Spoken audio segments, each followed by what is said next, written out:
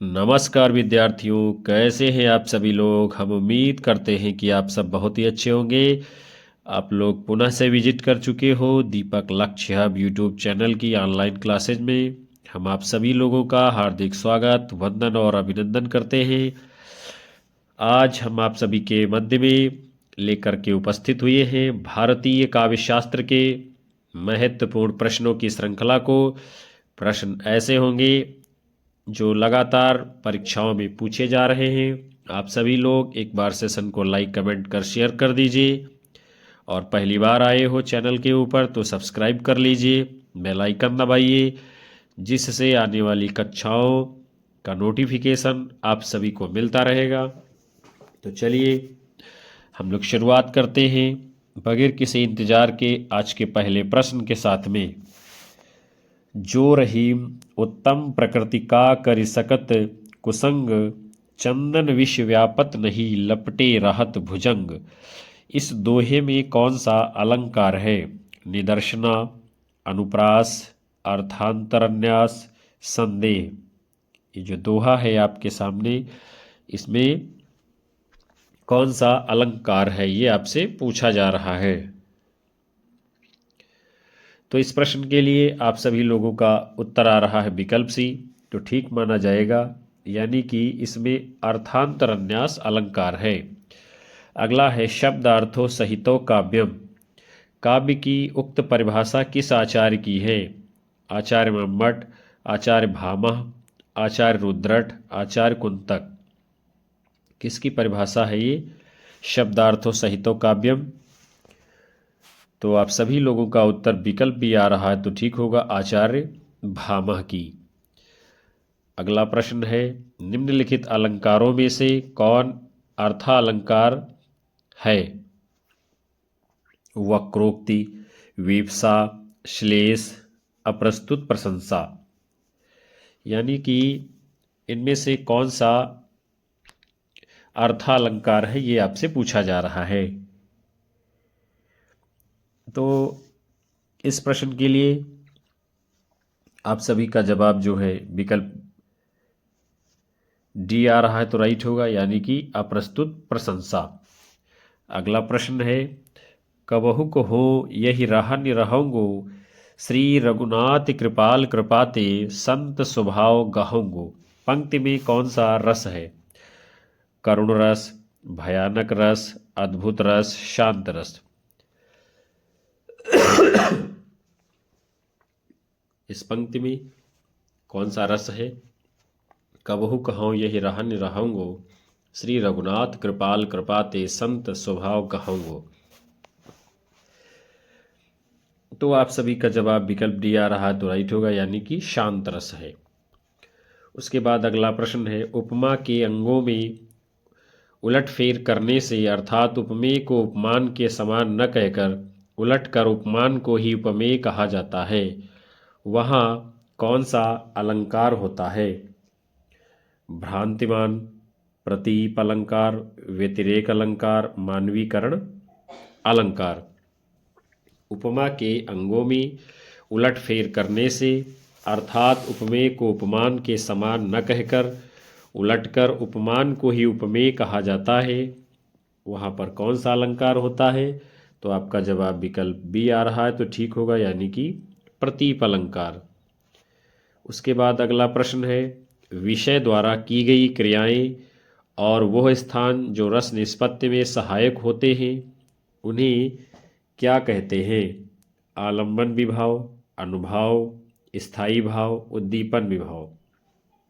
विषय द्वारा की गई क्रियाएं और वह स्थान जो रस निष्पत्ति में सहायक होते हैं उन्हें क्या कहा जाता है? तो आप सभी का जवाब विकल्प डी आ रहा है, तो ठीक होगा, यानी कि उद्दीपन विभाव। अगला प्रश्न है सागर सा गंभीर हृदय हो, गिर सा ऊंचा हो जिसका मन। इस पंक्ति में कौन सा अलंकार है? रूपक अलंकार, उत्प्रेक्षा अलंकार, उपमा अलंकार, विरोधाभास अलंकार। तो आप सभी का जवाब विकल्प से आ रहा है, तो ठीक होगा, यानी कि इस पंक्ति में कौन सा अलंकार है? उपमा अलंकार। फिर अगला प्रश्न है, भरत मुनि ने रसों की संख्या कितनी मानी है?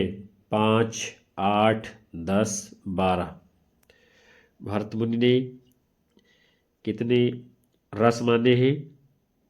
तो आपका जवाब विकल्प भी है तो ठीक होगा, यानी कि 8 रस माने हैं।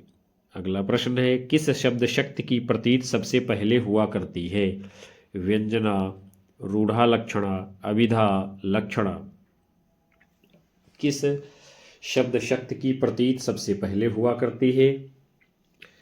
तो आपका जवाब क्या होगा? विकल्प सी, यानी कि अभिधा शब्द शक्ति की प्रतीत सबसे पहले होती है। अगला प्रश्न है, निम्नलिखित में से किसे संचारी भाव कहते हैं? विभाव, व्यभिचारी भाव, अनुभाव, स्थायी भाव। किसको जो है संचारी भाव भी कहा जाता है? तो आपका उत्तर विकल्प भी आ रहा तो राइट होगा, यानी कि व्यभिचारी भाव को संचारी भाव भी कहते हैं। अगला प्रश्न है, मुख्य अर्थ में भिन्न होते हुए भी उससे कुछ संबंध अर्थ प्रकट करने वाली शब्द शक्ति को क्या कहते हैं? लक्षणा, शाब्दी व्यंजना, अभिधा, आर्थी व्यंजना। मुख्य अर्थ से भिन्न होते हुए भी उससे कुछ संबंध अर्थ प्रकट करने वाली शब्द शक्ति को क्या कहा जाता है? तो आपका जवाब विकल्प ए आया है तो ठीक होगा, यानी कि लक्षणा कहते हैं। फिर अगला प्रश्न है, रस सिद्धांत का प्रवर्तक किसे माना जाता है? अभिनव गुप्त, आचार्य भरत मुनि, जयदेव, पंडित जगन्नाथ। किसे कहते हैं रस सिद्धांत का प्रवर्तक? तो आपका उत्तर विकल्प भी आ रहा है तो ठीक होगा, आचार्य भरत मुनि को। अगला प्रश्न, या अनुरागी चित्त की गति समुझै नहीं कोई, ज्यों ज्यों बूढ़े श्याम रंग त्यों त्यों उज्ज्वल होए। पंक्ति में कौन सा अलंकार है? उत्प्रेक्षा, विरोधाभास, भ्रांतिमान, उपमा। इस उदाहरण में कौन सा अलंकार है? तो आप सभी का इस प्रश्न के लिए जवाब विकल्प भी आ रहा तो ठीक होगा, यानी कि विरोधाभास अलंकार है। अगला प्रश्न है, चिर जीवो जोरी जुरे क्यों न स्नेह गंभीर, को घटिए वृषभानुजा वे हलधर के वीर। इस पंक्ति में कौन सी शब्द शक्ति है? रूढ़ी लक्षणा, अभिधा शब्द शक्ति, व्यंजना शब्द शक्ति, प्रयोजनवती, लक्षणा। कौन सी इसमें है शब्द शक्ति? तो आप सभी का उत्तर विकल्प सी आ रहा तो ठीक होगा, यानी कि व्यंजना शब्द शक्ति।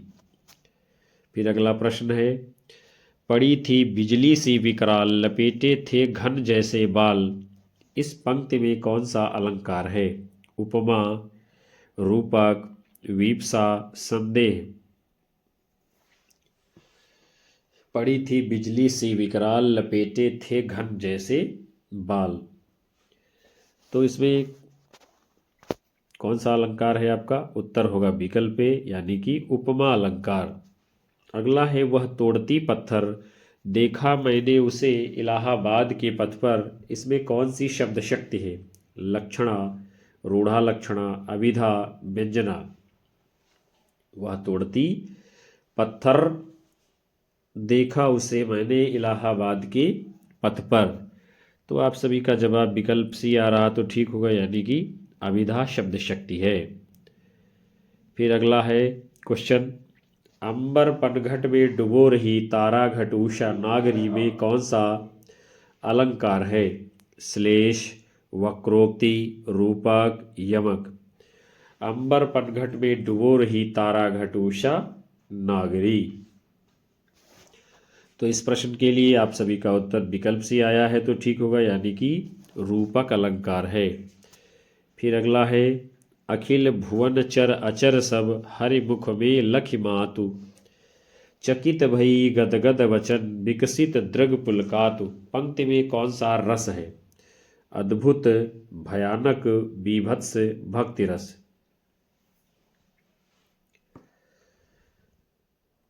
तो इस प्रश्न के लिए आप सभी लोगों का जवाब विकल्प पे आया है तो राइट होगा, यानी कि इस पंक्ति में क्या है? अद्भुत रस है। अखिल भुवन चर अचर सब हरि मुख में लखिमातु चकित भई गदगद वचन विकसित दृग पुलकातु। अद्भुत रस है। फिर अगला है, नीचे दिए गए वाक्य में कौन सी शब्द शक्ति है? सूर्य अस्त हो गया, अभिधा, लक्षणा, प्रयोजनवती लक्षणा, व्यंजना। सूर्य अस्त हो गया। तो आपका जवाब इस प्रश्न के लिए विकल्प डी आ रहा है तो राइट होगा, यानी कि व्यंजना शब्द शक्ति। अगला प्रश्न है, बीती विभावरी जागरी, अंबर पनघट में डुबो रही, तारा घट उषा नागरी। कौन सा अलंकार है? विभावना, रूपक, संदेह, भ्रांतिमान। बीते विभावरी जागरी, अंबर पनघट में डुबो रही, तारा घट उषा नागरी। इस पंक्ति में कौन सा अलंकार है? तो आपका जवाब क्या होगा? विकल्प बी, यानी कि रूपक अलंकार। फिर अगला प्रश्न है, हा इन्हें रोकने को टोक ना लगाओ तुम। इस पंक्ति में कौन सा अलंकार है? अनुप्रास, उपमा, विप्सा, पुनरुक्ति, प्रकाश अलंकार। हा इन्हें रोकने को टोक ना लगाओ तुम। तो इसमें कौन सा अलंकार होगा? आपका जवाब विकल्प सी आ रहा तो ठीक होगा, यानी कि विप्सा अलंकार। अगला प्रश्न है, राम को रूप निहारति जानकी, कंगन के नग की परछाही, याते सबे सुधि भूल गई, कर टेक रही पल टारत नाही। पंक्ति में कौन सा रस है? हास्य रस, श्रृंगार रस, शांत रस, करुण रस। इस पंक्ति में कौन सा रस है? तो आपका जवाब क्या होगा? विकल्प बी, यानी कि श्रृंगार रस है इस उदाहरण में। अगला प्रश्न है, काव्य जीवन की आलोचना है, यह किसका कथन है? क्रोचे, वर्ड्सवर्थ, अरस्तु, आर्नल्ड। किसने कहा है काव्य जीवन की आलोचना है? तो आपका उत्तर विकल्प डी आ रहा है तो बिल्कुल सही होगा, यानी कि मैथ्यू आर्नल्ड। अगला है, नीचे दिए गए वाक्य में कौन सी शब्द शक्ति है? मोहन पढ़ रहा है, प्रयोजनवती लक्षणा, व्यंजना शक्ति, लक्षणा शक्ति, अभिधा शक्ति। तो मोहन पढ़ रहा है, इसमें कौन सी शब्द शक्ति होगी? आपका जवाब क्या होगा? विकल्प डी, यानी कि अभिधा शब्द शक्ति। आगे बढ़ेंगे हम सभी लोग। अगला प्रश्न है, जब कोई शब्द अपने मुख्यार्थ को बाधित करके अन्य अर्थ को बताए तब उसमें कौन सी शब्द शक्ति होती है? लक्षणा शब्द शक्ति, व्यंजना शब्द शक्ति, अभिधा शब्द शक्ति, आर्थी व्यंजना शब्द शक्ति। जब कोई शब्द अपने मुख्यार्थ को बाधित करके अन्य अर्थ को बताए तो उसमें कौन सी शब्द शक्ति होती है? आप सभी का जवाब विकल्प ए आ रहा है तो ठीक होगा, यानी कि लक्षणा शब्द शक्ति। अगला क्वेश्चन है, सीधी चलते राह जो रहते सदा निशंक, जो करते विप्लव उन्हें हरि का है आतंक। इस पंक्ति में कौन सा अलंकार है? श्लेष अलंकार, विरोधाभास अलंकार, भ्रांतिमान अलंकार, पुनरुक्ति अलंकार। सीधी चलते राह जो रहते सदा निशंक, जो करते विप्लव उन्हें हरि का है आतंक। तो आप सभी का जवाब विकल्प ए आ रहा है तो राइट होगा, यानी कि श्लेष अलंकार इन पंक्तियों में आपका होगा। फिर अगला है, जहाँ किसी वस्तु का इतना बढ़ा चढ़ाकर वर्णन किया जाए कि सामान्य लोक सीमा का उल्लंघन हो, वहाँ कौन सा अलंकार होता है? उत्प्रेक्षा, उपमा, अतिशयोक्ति, रूपक अलंकार। जहाँ किसी वस्तु का इतना बढ़ा चढ़ाकर वर्णन हो कि सामान्य लोक सीमा का उल्लंघन हो, तो वहाँ पर कौन सा अलंकार होगा? विकल्प सी आपका उत्तर, यानी कि अतिशयोक्ति अलंकार। अगला है, संसार की समर स्थली में धीरता धारण करो। इस पंक्ति में कौन सा अलंकार है? अनुप्रास, श्लेष, यमक, विप्सा। संसार की समर स्थली में धीरता धारण करो। तो इसमें कौन सा अलंकार होगा? यानी कि आप सभी लोगों का इस प्रश्न के लिए जवाब विकल्प ए आ रहा तो राइट होगा, अनुप्रास अलंकार। आगे बढ़ते हैं हम सभी लोग। अगला क्वेश्चन है, प्रसन्न पद नव्यार्थ युक्ति उद्बोध विधायिनी स्फुरंती सत्कवेर बुद्धि प्रतिभा सर्वतोमुखी। उक्त कथन किसका है? मम्मट, वाग्भट, रुद्रट, विश्वनाथ। प्रसन्न पद नव्यार्थ युक्ति उद्बोध विधायिनी स्फुरंती सत्कवेर बुद्धि प्रतिभा सर्वतोमुखी। तो यह कथन किसका है? आपका उत्तर विकल्प भी आ रहा तो राइट होगा, यानी कि वाग्भट्ट जी का। उसके बाद अगला प्रश्न है, निम्नलिखित में से कौन सा सात्विक अनुभव नहीं है? रोमांच, कंप, विषाद, प्रलय। इनमें से कौन सा सात्विक अनुभव नहीं है? तो आप सभी का जवाब इस प्रश्न के लिए विकल्प भी आ रहा तो राइट होगा, यानी कि कंप। फिर अगला प्रश्न है, निम्नलिखित में से महाकाव्य के लक्षणों के विषय में एक कथन असत्य है। इसमें सभी नाटक संधियां होती हैं, इसमें सभी रस प्रधान रूप में होते हैं, ये सर्गों में विभक्त होता है, इसके आरंभ में देवादि को नमस्कार, आशीर्वाद या वस्तु निर्देश होता है। कौन महाकाव्य का लक्षण इनमें से नहीं है या असत्य है? तो आपका जवाब विकल्प बी आ रहा तो ठीक होगा। क्या है इसमें? इसमें सभी रस प्रधान होते हैं, ऐसा नहीं होता है। इसमें सभी नाटक संधियां होती है, बात सही है। सर्गों में विभाजन होता, सही है। और इसके आरंभ में देवादि को नमस्कार किया जाता, ये भी बात सही है। अगला प्रश्न है, अखिल भुवन चर अचर जग हरिमुख में लखिमातु चकित भई गदगत वचन विकसित त्रग पुलकातु। इसमें जो है कौन सा रस है? अद्भुत, भयानक, बीभत्स, वात्सल्य रस।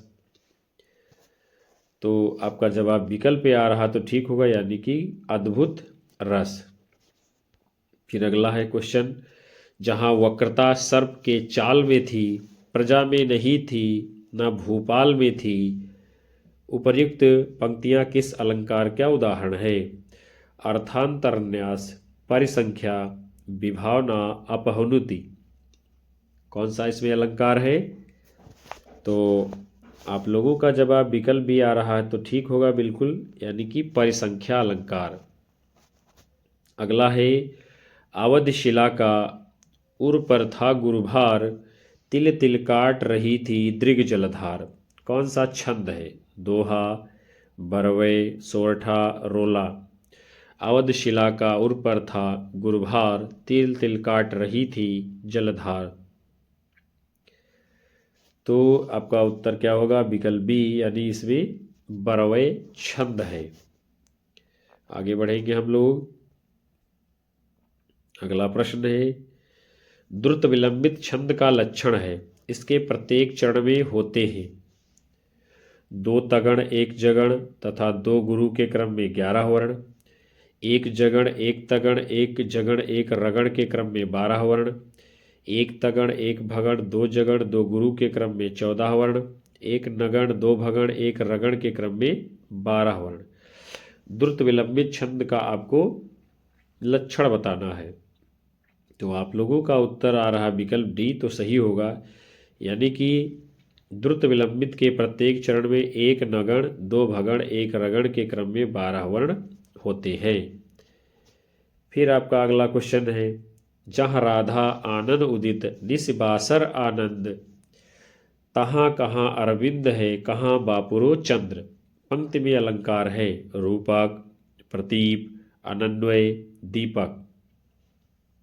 कौन सा इसमें अलंकार है? तो इस प्रश्न के लिए आप लोगों का जवाब आ रहा विकल्प भी तो राइट होगा, यानी कि प्रतीप अलंकार है। अगला प्रश्न है, हिमाद्रि तुंग श्रृंग से प्रबुद्ध शुद्ध भारती, स्वयं प्रभा समुज्ज्वला स्वतंत्रता पुकारती। प्रस्तुत पंक्तियों में काव्य का कौन सा गुण मौजूद है? माधुर्य, ओज, प्रसाद, कोई नहीं। तो आपको पढ़ने से ही लग रहा होगा इसमें कौन सा गुण है। आपका जवाब विकल्प भी आ रहा तो राइट होगा, यानी कि ओज गुण है। फिर अगला है, हिंदी काव्य शास्त्र में बौद्धिक रस की स्थापना करने वाले विद्वान हैं। माता प्रसाद गुप्त, भगीरथ मिश्र, भिखारी दास, गणपत चंद्र गुप्त। कौन बौद्धिक रस की स्थापना करते हैं? तो आपका जवाब विकल्प डी आ रहा तो राइट होगा, यानी कि गणपत चंद्र गुप्त जी। अगला है, प्रज्ञा नव नवो उन्मेष शालिनी प्रतिभा मता, किसकी उक्ति है? कुंतक, मम्मट, भट्टलोल्लट, श्री भट्ट तौत।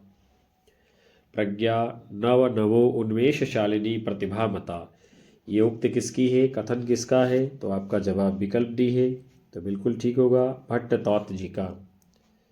अगला प्रश्न है, सबको जानत तुम्हें सारे जगत जहान, इस वाक्य में कौन सा काव्य दोष है? न्यून पदत्व, पुनरुक्ति, क्लिष्टत्व, अक्रमत्व। इस वाक्य में कौन सा काव्य दोष है? तो आपका सही उत्तर क्या माना जाएगा? विकल्प बी आप लोगों का जवाब आ रहा तो राइट होगा, यानी कि पुनरुक्ति दोष है। अगला क्वेश्चन, बीती विभावरी जागरी, अंबर पनघट में डुबो रही, तारा घट उषा नागरी। इसमें कौन सा अलंकार है? रूपक, उत्प्रेक्षा, श्लेष, यमक। इसमें कौन सा अलंकार है? तो आप सभी लोगों का उत्तर आया है विकल्प ए, तो ठीक होगा, यानी कि रूपक अलंकार है, बीती विभावरी जागरी, अंबर पनघट में डुबो रही, इस उदाहरण में। अगला प्रश्न है, चलती चाकी देख के दिया कबीरा रोए, दो पाटन के बीच में साबुत बचा न कोई। इसमें कौन सी शब्द शक्ति है? अभिधा, लक्षणा, व्यंजना, इनमें से कोई नहीं। तो ये जो आपका उदाहरण है, इसमें कौन सी शब्द शक्ति है? आपका जवाब विकल्प सी राइट आंसर होगा, यानी कि व्यंजना। फिर अगला है, जहां उपमेय का प्रतिषेध कर उपमान की स्थापना की जाए, वहां कौन सा अलंकार होता है? तो आप लोगों का सही जवाब क्या होगा? जहां उपमेय का प्रतिषेध कर उपमान की स्थापना की जाए, वहाँ कौन सा अलंकार होगा? तो आपका जवाब होगा विकल्प डी, यानी कि रूपक अतिशयोक्ति। अगला है, बरवय छंद है, यानी ये किस प्रकार का छंद है? सममात्रिक, अर्ध सममात्रिक, विषम मात्रिक, अर्ध विषम मात्रिक। तो बरवय ये जो है किस प्रकार का छंद है? आपका जवाब विकल्प भी है, तो ठीक होगा, यानी कि अर्ध सममात्रिक छंद। फिर है, भक्तिकालीन रस सिद्धांत विषय ग्रंथ है, रस प्रबोध, रस मंजरी, रस रहस्य, रस रंग। तो इसको क्या है, प्रश्न को यानी अशुद्ध माना गया था। इसमें कोई भी विकल्प सही नहीं था उत्तर के रूप में, इसलिए हम लोग आगे बढ़ते हैं। जहाँ उपमेय स्वयं अपना उपमान हो, वहाँ अलंकार है। उपमेयोपमा, मालोपमा, व्यतिरेक, अनन्वय। जहाँ उपमेय स्वयं अपना उपमान हो, तो वहाँ कौन सा अलंकार होगा? आपका जवाब सही होगा विकल्प डी, यानी कि अनन्वय अलंकार। फिर अगला है, अमीय हलाहल मद भरे, सेत श्याम रत्नार, जियत मरत झुकी झुकी परत, जेह चितवत एक बार। दोहे में अलंकार है, परिसंख्या, मुद्रा, यथासंख्य, विभावना। इसमें कौन सा अलंकार है?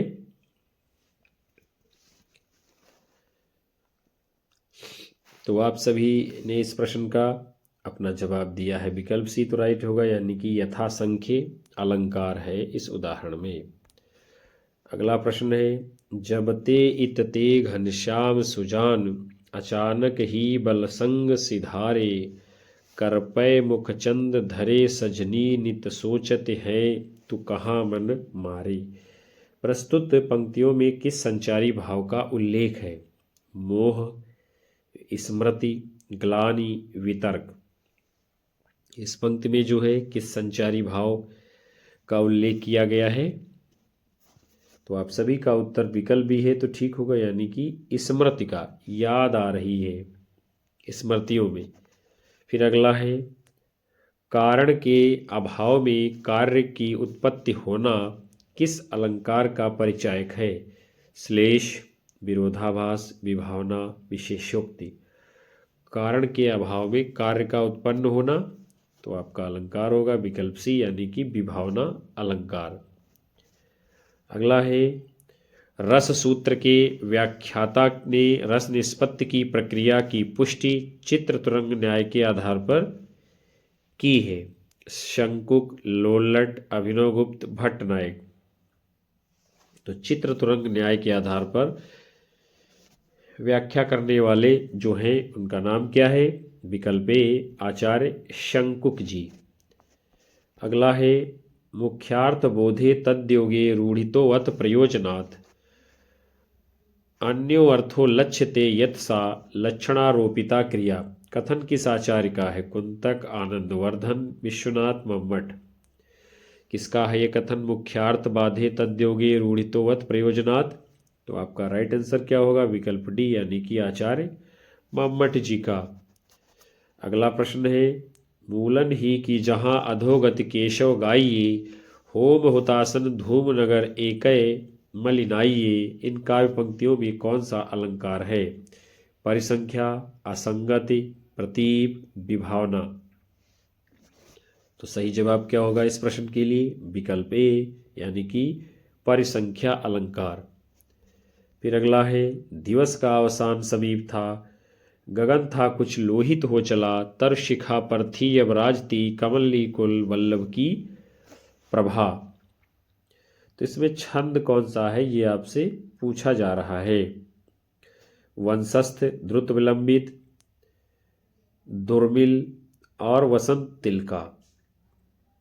तो ये जो आप उदाहरण देख रहे हैं अपने सामने, इसमें जो है कौन सा आपका छंद है? तो राइट आंसर क्या होगा? विकल्प बी, यानी कि द्रुत विलंबित छंद।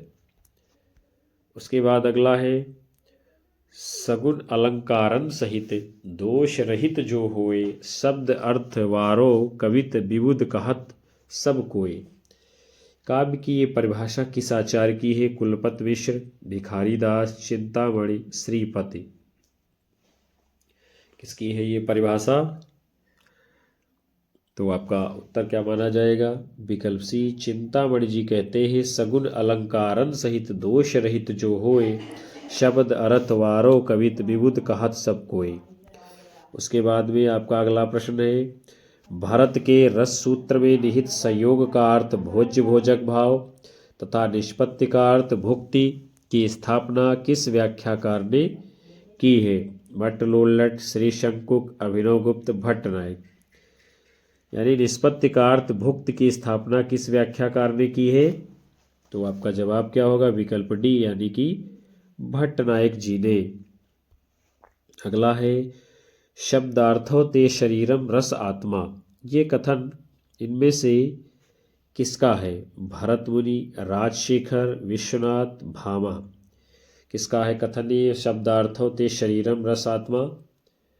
तो आपका सही जवाब क्या होगा? विकल्प डी, आचार्य भामा जी का। फिर जो है नीचे क्या है, सूची 1 का मिलान सूची 2 से करना है और कूट के अनुसार अपना जवाब देना है। एक तरफ क्या है? रचनाकार है, दूसरी तरफ क्या है? उनकी रचनाएं हैं। तो मम्मट की ग्रंथ का नाम क्या है? काव्य प्रकाश। विश्वनाथ के ग्रंथ का नाम क्या है? साहित्य दर्पण। जयदेव के ग्रंथ का नाम क्या है? चंद्रालोक। और दंडी के ग्रंथ का नाम क्या है? काव्यादर्श। तो यहाँ पर आपका सही मिलान किया गया और कूट के रूप में देखेंगे तो आपका कौन सा विकल्प सही होगा? इसमें सी आपका राइट आंसर होगा। अगला क्वेश्चन है, निम्नलिखित दो कथनों में से एक स्थापना है, दूसरा तर्क है, और आपको बताना है इसमें क्या सही है क्या गलत है। स्थापना में है आपका, भारत का नाट्यशास्त्र विविध ललित कलाओं का एकत्र संकलन यानी सम्मेलन है। भारत का नाट्यशास्त्र विविध ललित कलाओं का एकत्र सम्मेलन है। तर्क है, क्योंकि यह ग्रंथ भाषा शास्त्र, अलंकार शास्त्र तथा नाट्यशास्त्र कई दृष्टियों से महत्वपूर्ण है। ए सही आर गलत, ए गलत आर सही, ए आर दोनों सही और ए आर दोनों गलत। तो इसमें कौन सा सही जवाब होगा आपका? राइट आंसर आपका होगा विकल्प सी, अर्थात ए और आर दोनों सही है, यानी कि स्थापना भी सही है और उसका तर्क भी सही है। तो प्रिय विद्यार्थियों, आज के इस महत्वपूर्ण सत्र को हम यहीं पर विराम देते हैं, जो कि भारतीय काव्यशास्त्र के ऊपर आधारित था।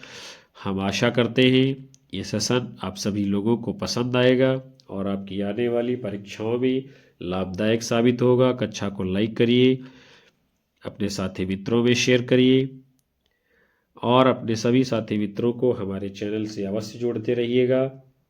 हमारा मनोबल बढ़ता रहेगा। हम आप सभी लोगों को लगातार कक्षाएं दे पाएंगे। उन सभी विद्यार्थियों का हार्दिक धन्यवाद जो अंत तक सेशन को वॉच किए हैं। मिलेंगे आपको फिर से नए प्रैक्टिस सेट में नई ऊर्जा के साथ। तब तक के लिए नमस्कार, जय हिंद, वंदे मातरम, बाय बाय, शुभ रात्रि आप सभी लोगों को विद्यार्थियों।